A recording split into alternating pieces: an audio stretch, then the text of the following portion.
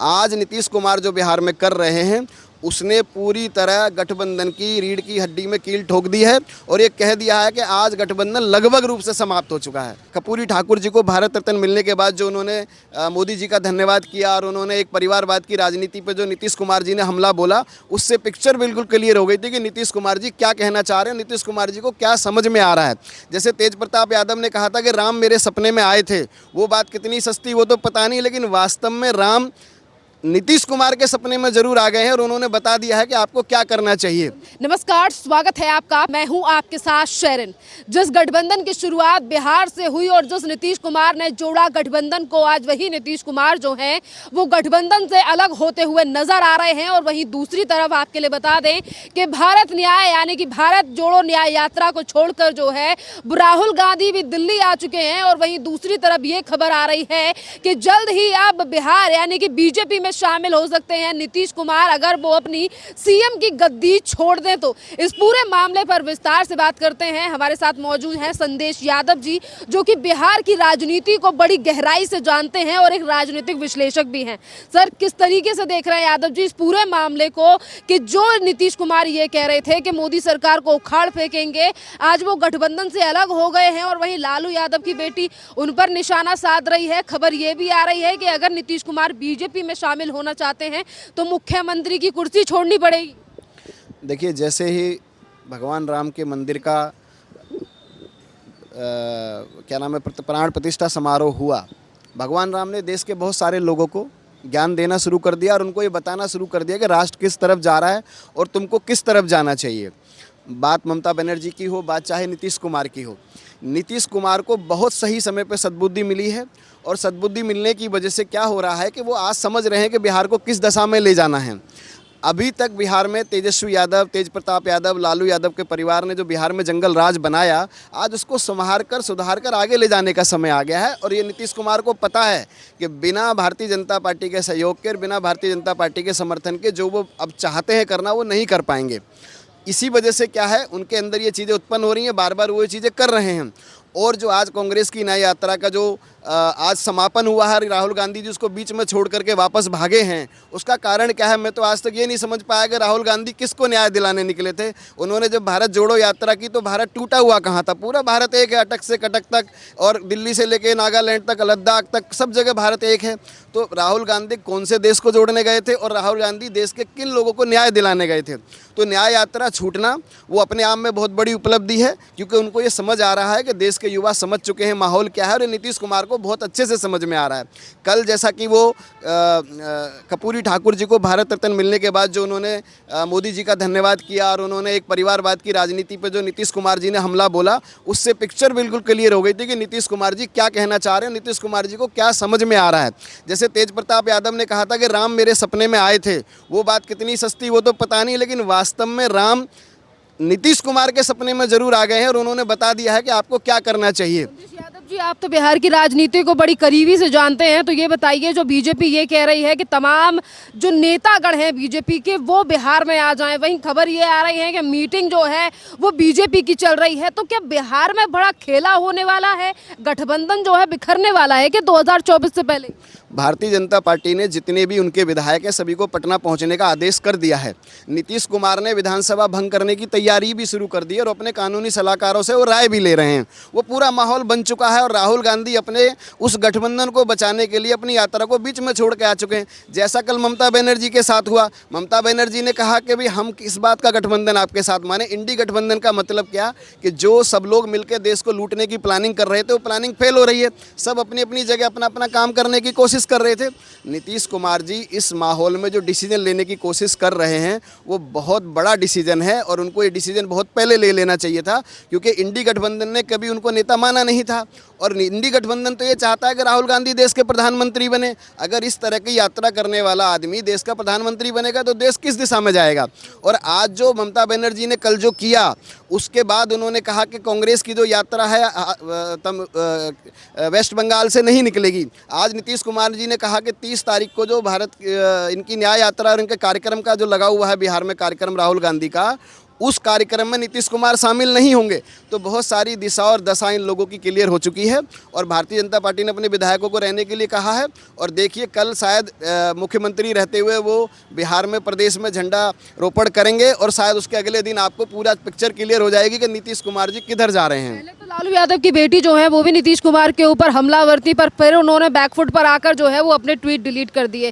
क्या लग रहा है कि आज नीतीश कुमार के यानी कि जिस कदम को लेकर जो लगातार खबरें सामने आ रही हैं कि वो जल्द ही बीजेपी में शामिल हो सकते हैं और मुख्यमंत्री की कुर्सी, यानी कि जिस मुख्यमंत्री की कुर्सी के लिए वो आज तक दल बदलते रहे, आज उन्हें मुख्यमंत्री की कुर्सी भी छोड़नी पड़ेगी अगर वो बीजेपी के साथ जाते हैं। तो इन खबरों पर क्या कहेंगे? देखिए, भारत के प्रधानमंत्री और भारतीय जनता पार्टी के राष्ट्रीय अध्यक्ष और बीजेपी के लोगों का प्रदेश अध्यक्ष का ये बहुत बड़ा डिसीजन है कि उनको गठबंधन तोड़ने से पहले, विधानसभा भंग करने से पहले ये बता दिया गया है कि आप अगर ये सोच के आ रहे हैं कि हम आपको मुख्यमंत्री का उम्मीदवार बनाएंगे और हम आपके साथ अलायंस करेंगे तो इस गलतफहमी में मत रहिएगा और बिल्कुल ये सोच के मत आइएगा कि आप भारतीय जनता पार्टी की तरफ से बिहार के मुख्यमंत्री नहीं हो सकते हैं। अगर भारतीय जनता पार्टी इनको गठबंधन में लेकर उन्हें बिहार का मुख्यमंत्री बनाती है तो फिर मतलब क्या रह जाएगा उनको लेने के लिए। अब उनकी राजनीति किस दशा में जाएगी, कैसी राजनीति वो आने वाले समय में करेंगे वो तो भविष्य जाने, लेकिन इस समय बिहार को भारतीय जनता पार्टी का नया मुख्यमंत्री मिलने का समय आ गया है और नीतीश कुमार उसको भली भांति समझ चुके हैं।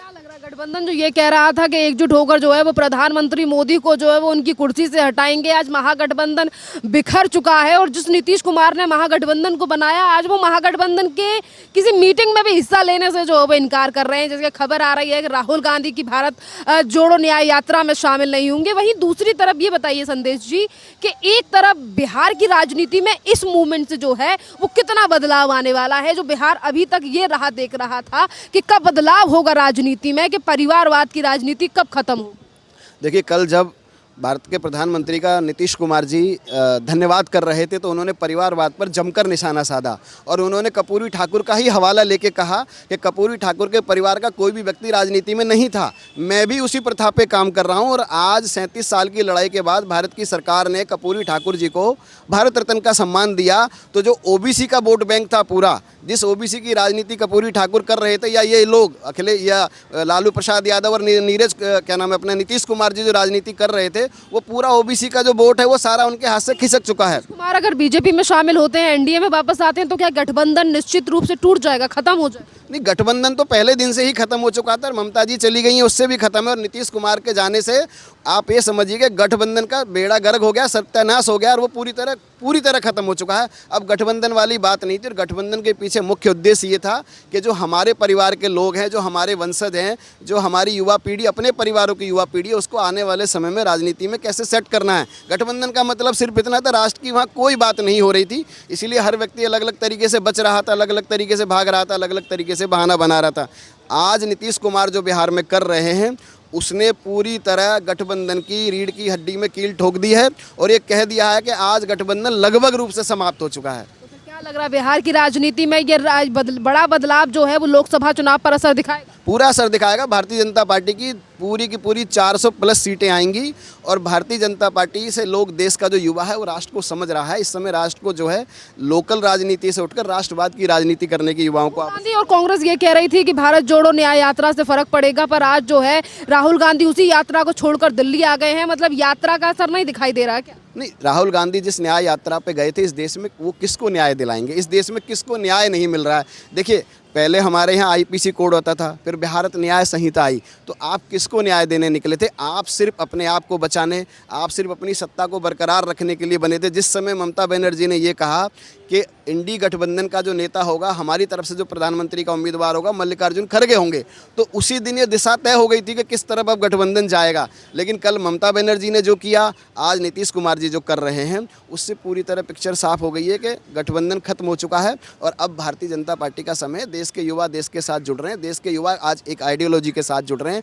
परिवारवाद, भतीजावाद, क्षेत्रवाद, जातिवाद, इस सब से बाहर आने का समय है। अब राष्ट्रवाद की बात हो रही है तो सब लोग राष्ट्र की तरफ बात कर रहे हैं। सवाल आ रहा है कि अगर नीतीश कुमार जो है वो विधानसभा भंग करते हैं तो क्या लोकसभा और विधानसभा एक साथ कराए? हाँ, बिल्कुल। मेरे हिसाब से विधानसभा और लोकसभा चुनाव साथ ही होंगे और ऐसा होना भी चाहिए। मेरे हिसाब से प्रधानमंत्री को जितने भी राज्यों में छोटे मोटे चुनाव है उनको धीरे धीरे जो है लोकसभा, विधानसभा और बाकी चुनावों को एक साथ ही करना चाहिए। इस पर विचार भी करना चाहिए। हमारे देश देश का बहुत सारा पैसा बचता है, हर चुनाव में बड़ा पैसा खर्च होता है। और अगर ये दोनों चुनाव एक साथ होंगे तो भारतीय जनता पार्टी बिहार में और ताकत से उभर के बाहर आएगी और उससे हमारे देश को और भी बड़ा फायदा होगा। जिस तरीके से लालू यादव की बेटी और आरजेडी हमलावर है, क्या लग रहा है कि आरजेडी को पता है कि अब अगला मूव क्या होने वाला है? जो अभी तक सिर्फ सूत्रों के हवाले से खबर थी, क्या अब वो सच्चाई में तब्दील होने वाली? नहीं, वो तो सच्चाई में तब्दील हो चुकी है। और क्या नाम है, तेजस्वी यादव को और तेज प्रताप यादव को, लालू यादव को, उनकी बेटी को, सबको सब दिखने लगा है। अब जब अपने नीचे से कुर्सियां जा रही हैं तो बड़ा खेला हो रहा है बिहार में, उनकी कुर्सियां जा रही हैं।